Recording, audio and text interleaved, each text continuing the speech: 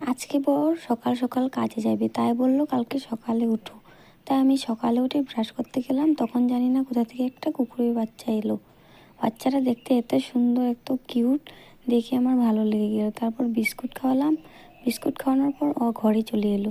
ঘরে এসে অল্প খেললো, খেলাধুলা করার পর ও এবার চলে যাবে। তো আমি ওকে বললাম যে ওকে দিয়ে এসো, যেহেতু ছোটো বাচ্চা, ওর মার কাছে থাকাই ভালো, আমি ওকে রাখতে পারবো না, তাই ও নিয়ে যাচ্ছে।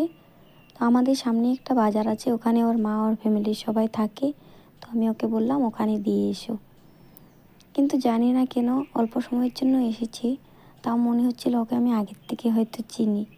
যাওয়ার সময় বেশ খারাপই লাগছিল, কিন্তু কিছু করার নেই, ওকে তো ওর মার সাথেই থাকতে হবে, তাইও চলে গেল। তো আমি ওকে এখানে বাই বাই করে দিলাম, বাই বাই করে ঘরে চলে এলাম।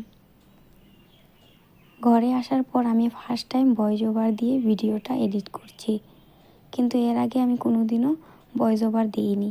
তো কিছু ভুল হলে ক্ষমা করে দিও। ভিডিওটা কেমন হয়েছে অবশ্যই কমেন্ট করে বলো।